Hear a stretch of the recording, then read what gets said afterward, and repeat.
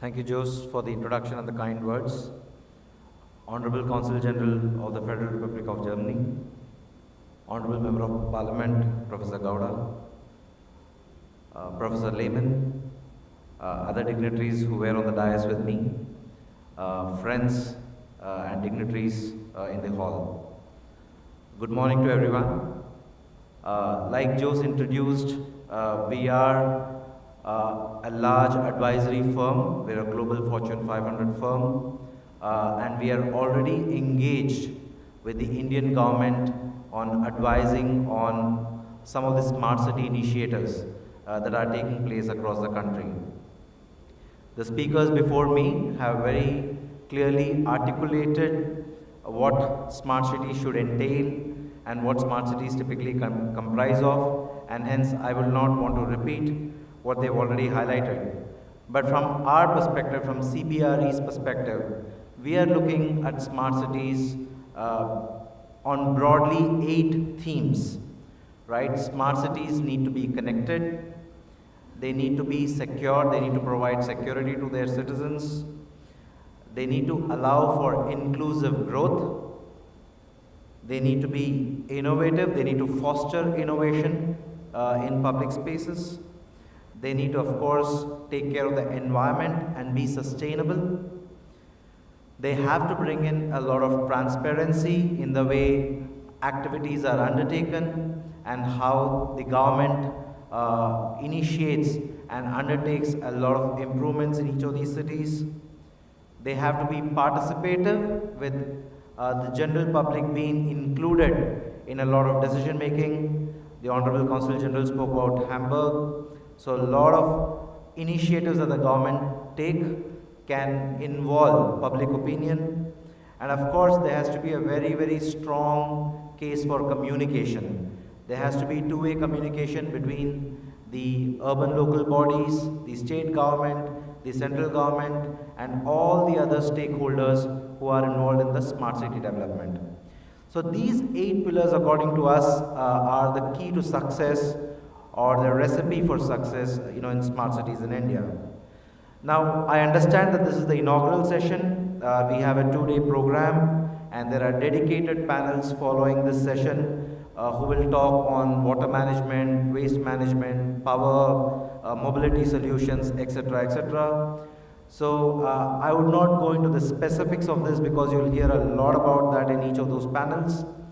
What I actually wanted to do was set up the tone for what each of these panels can try and achieve, so that these 2 days are productive, and like Jose mentioned, the findings or the discussions out of this forum can then be passed on to the local governments. One of the most critical elements for the success of smart cities has to be tailor-made, customized solutions. A lot of you are aware, India is a very, very vast and unique country. It is divided into many states with many languages, and it's a conglomeration of many mini countries, so to speak. Where the political challenges, the physical challenges, the economic challenges, etc., are very, very different.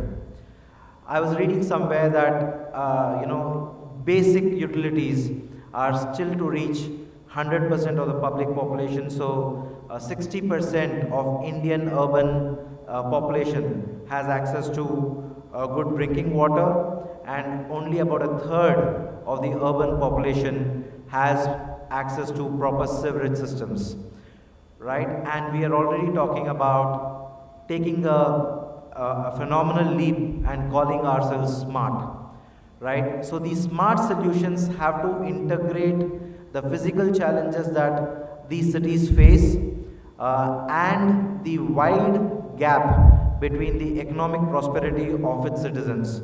So the disparity of incomes between the well-to-do and the not so well-to-do is very, very wide in India, which poses a very unique economic challenge for any solution that we propose as part of smart city.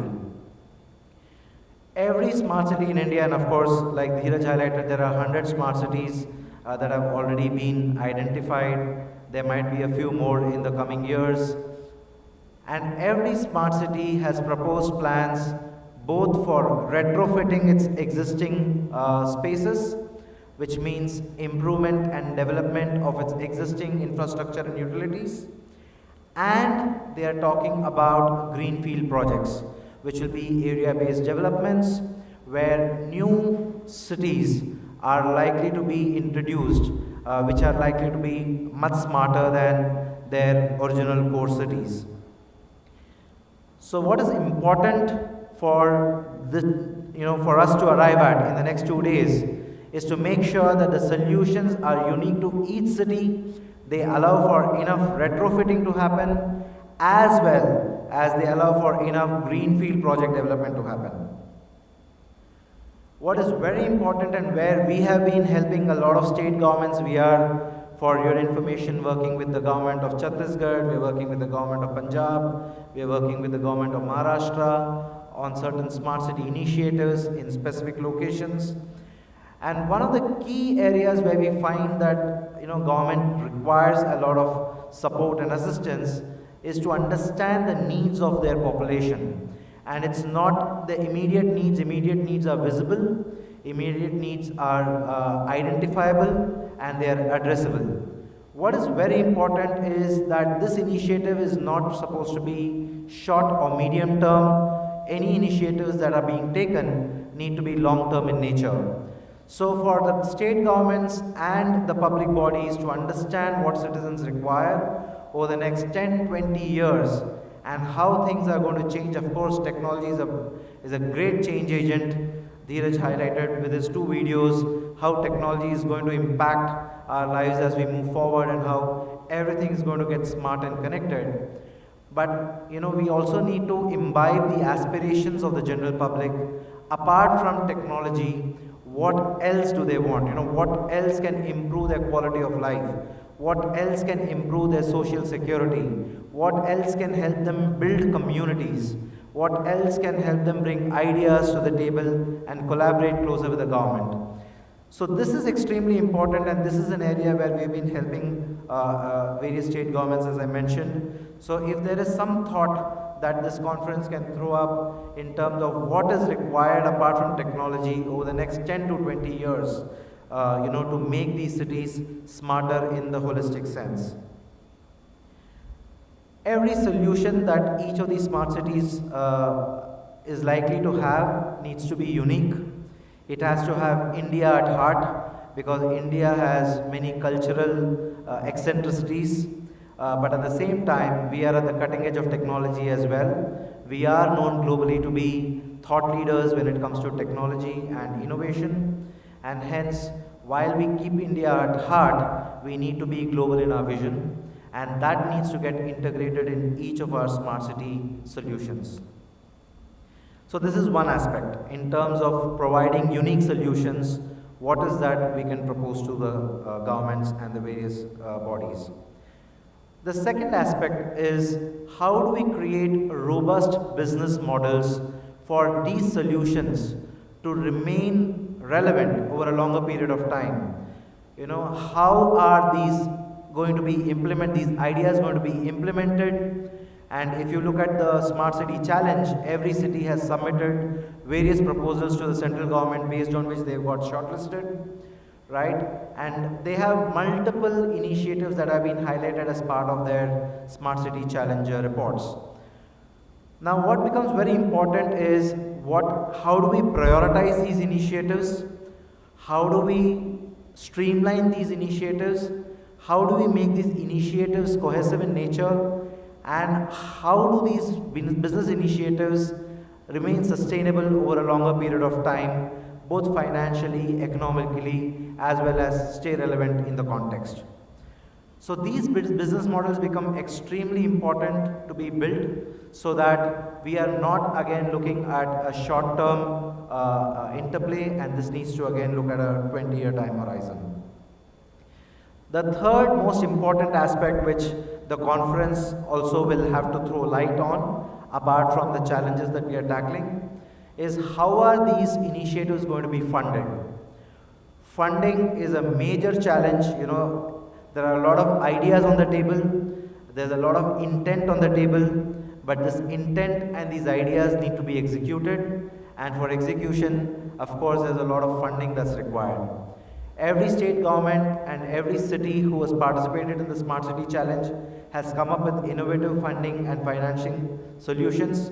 We are helping a few cities come up with a few funding and financing solutions in terms of helping them identify certain areas where user charges can be applicable, where certain municipal bonds can be issued for raising debt, where some of their land parcels can be utilized from a highest and best use standpoint to either generate income or to allow them to monetize some of their land, as well as help them arrange for funding from multilateral agencies.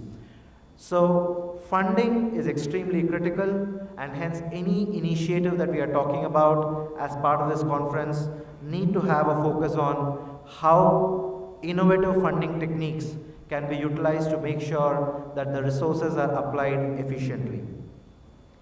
The last aspect that I would like each of the panels to focus on is on the integrated approach to the whole smart city solution. Dheeraj spoke about integrated technology solutions in one city. What we have realized as part of our engagement with the Government of India and with the various state governments is every smart city, each of those 100 smart cities actually have a common minimum program, so to speak, right? So everyone's talking about doing the same thing. And if you look at, and I don't want to talk about consultants, but if there is one consultant who's advised on, say, 10 smart cities out of 100, the solutions that have been provided are more or less similar, for each of those 10 smart cities. If I take a simple example, there are many cities under the Smart City Challenge who are talking about providing convention center opportunities, right? And if there are at least 20 cities in India that will come up with their own individual convention centers, has anyone taken a broader look on whether India as a country really requires so many convention centers at large? So the idea is that these resources that we employ in terms of money, funding, technology, labor, and intellectual capital should not get wasted and duplicated, and we need to look at an integrated solution at an India level. So each of these smart cities need to have unique solutions that do not cannibalize on what some of their counterparts are doing as well. If there is a regional variation, it's acceptable, but two neighboring smart cities should not have identical solutions and should not cannibalize the opportunity. So, Jose, with these few words, I'd like to set the context for the conference. Thank you so much for your patience and look forward to participating.